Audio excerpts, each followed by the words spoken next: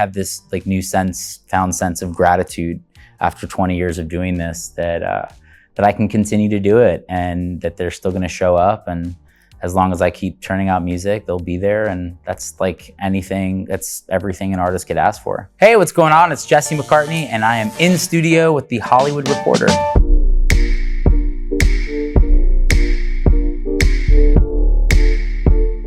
Jesse, thank you so much for joining us in studio today. It's so great to have you here. Thanks for having me, Tiffany. You just announced that you're extending your All's Well tour. How excited are you to head back out on the road? I'm so excited. I think, the reason that we extended it was just simply because the fans have been showing up in record numbers, and it's just been incredible to see. And, I think with the 20-year anniversary of Beautiful Soul, and then of course the new EP that just came out, it just seems like they're really excited. And I think halfway through the tour, we decided we don't have enough dates. Let's do more in the fall. I was at the LA show on the tour, the closing night of the Wiltern. first leg. Nice. Yes. And what struck me is that when you asked the crowd how many people, it was their first Jesse McCartney show, you got an overwhelming response. For most people, it was their first show. How does it feel that at this stage in your career, you're still playing for new audiences? Yeah, I mean, it's pretty wild. And now when I play, after 20 years of doing this live on stage, I see a lot of younger people come into the show. I think overall, this was the youngest audience overall that we've had over the last 10 years for sure. I think a lot of that is just people in their 30s now bringing their young kids, which is great. Seeing little 8-year-old kids now sing Beautiful Soul. It's come full circle, and that song has certainly reached a new generation of fans. Yeah, it's pretty cool. It's rare in pop music to have a song like that stands the test of time. And yeah, I'm just so grateful that I get to do what I love and do it as often as I do. You performed quite a few songs off the All's Well EP on the tour. What can you tell me about the new All's Well EP and how you landed on this sound? I had been listening to a lot of Hall & Oates and a lot of singer-songwriters from the 70s on vinyl. Just got a brand new vinyl player in the house and was listening to DeBarge and Stevie Wonder. And I just fell in love with, just the live musicianship and how amazing those guys were. And you don't hear, I think, a lot of live playing in pop music anymore. Everything is digitally recorded or done, and it's great. But there was something about just getting back to the basics and going into the studio with really great musicians who played on numerous classic albums in the last 15, 20 years.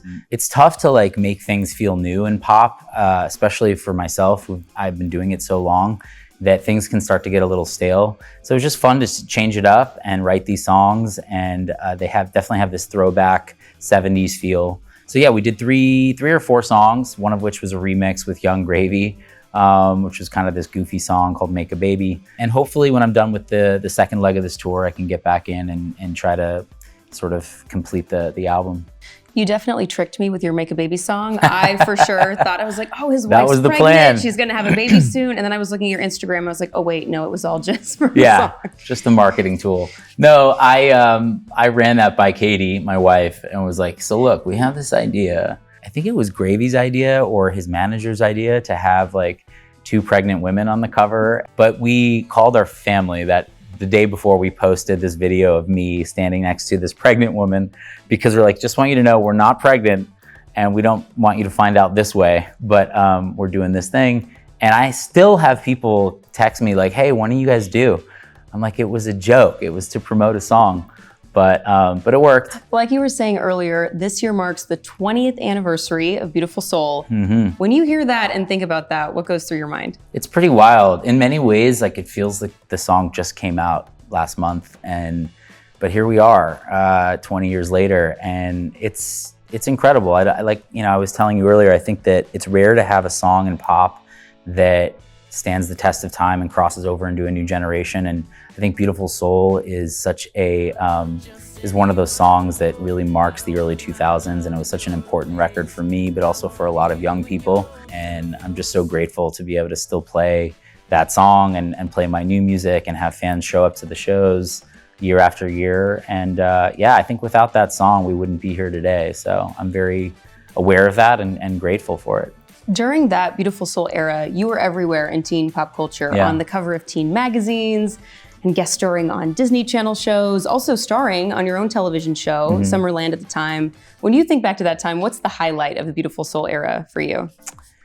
I mean, those were definitely it. I mean, so often fans come up to me, and I think Sweet Life of Zack and Cody and Hannah Montana were just like these cultural phenomenons and like these huge chapters in early 2000 millennial lives. Those shows were so huge. And I was really only a part of like 1 or 2 episodes on each show, but it's still like, I think what sticks out in so many people's heads. And so I guess like that has become like something that, I remember most about that time, or those 2 shows. I think playing Beautiful Soul probably on Sweet Life was definitely a big moment. I mean, I remember the scene with Brenda Song, Ashley Tisdale dressed up in the Usher uniform. The bellhop outfits. Yeah. Fans still show up like in bellhop outfits sometimes, and it's just amazing. Like it's pretty wild, and they're like in their 30s, wearing bellhop costumes. It's something that I think people just, it's a part of their childhood. An iconic pop culture moment. Yep. Right as you're celebrating this major milestone, it also feels like you're entering this career renaissance. How would you describe this moment in your career?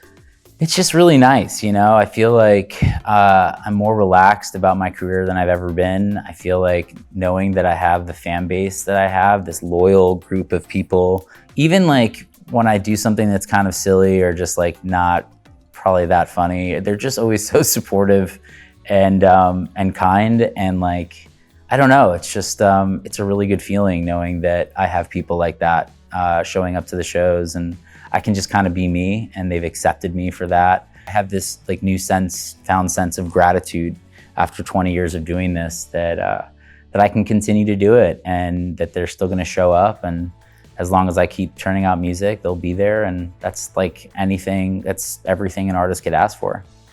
You've done so much over the past 20 years and even before that, from acting to music to voiceover work, but what's one thing you still want to accomplish that you haven't done yet?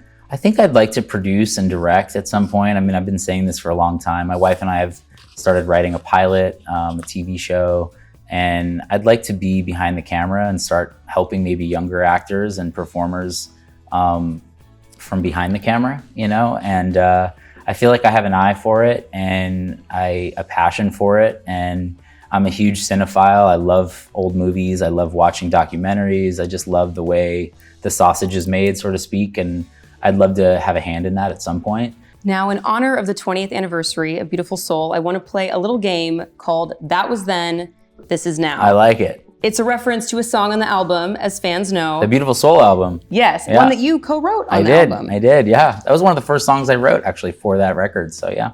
So we're going to compare your life and career in 2004 versus now in 2024. Your pre-show routine then versus now. I would probably drink like a Red Bull, and now maybe I have a shot of whiskey before the show. I was gonna say, oh, now you're drinking tea, you're really hydrating, but you're like, no, I'm just getting ready to go. Well, I'll tell you now, maybe there's whiskey, but I'll tell you, I'm in bed by like right after the show, and just like, sleeping, putting eye masks on and trying to take care of there's a lot of tea. But I would, back then I would like go out with the band and we'd go to a restaurant or we'd go to the bar or we'd like go have fun. Now it's like I'm in bed and I'm just, there's a lot more maintenance involved touring now than then. The post-show routine then versus now has changed a lot. Much different, yeah. Your personal style then versus now. Oh boy. I mean, I still have a lot of help. I have a great team of stylists. I don't know, I see some pictures from red carpets back in 2006, 2007, and I'm like, what were we thinking? I think it was like the Kids' Choice Awards or something, I wore these awful sunglasses that I just, every time I see a photo of it, I cringe. But it's the way it goes. It's forever cemented on the internet. Your relationship with your fans then versus now. I think we're closer now, and I think that has a lot to do with social media. Back then it was such a different paradigm. You would perform, and then the curtain would close, and that would be it. And now it's like you perform, and that's like 25% of your job, and the rest is like showing them what you ate for lunch on Instagram. And I think they just know me a little bit better now. They have a better sense of who I am and my personality. So I speak with them literally on a daily basis via social media. And finally, your outlook on life, then versus now.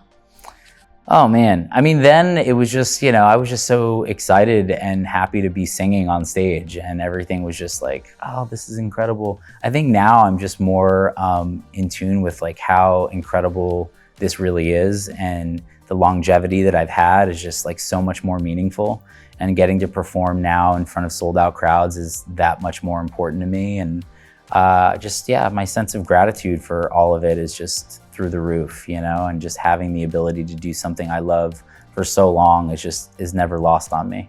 Speaking of then versus now, I told you I saw you on tour in LA, but I also brought something I want to show you. Oh boy. I've kept all my concert tickets over the years. No way. And I have my concert ticket from the Beautiful Soul Tour Come in on. 2005. Wow, it's like in really good condition too. In Sioux City, Iowa. No way. Is this where you grew up? I grew up in Omaha, Nebraska. Okay. So we drove like an hour and a half, 2 hours Look at that. to go to the concert. Friday, August 19th, 2005. Oh wow. So nearly 19 years ago to the day. Look at that. Let's see. Convenient. Oh, $36. Let's see. Oh, wow. This is pretty cool. You've kept every one of your concert tickets? I have. That's special. I've been going to concerts for 19 years of Jesse McCartney. So it love was so it. fun to get to talk to you today and you talk all too. about the Beautiful Soul anniversary and just everything you have coming I up. appreciate it. Well, thanks, Tiffany. I'll see you at the show. I'm going to be performing in Pomona, I think, which is like nearby. It's like 30 minutes away. I can I'll make see you it. again. I have to be there. Yeah, I for gotta sure. come. For sure. You got to come. Awesome. Thank you so much for stopping by, Jesse. Thanks, Tiffany. Appreciate it.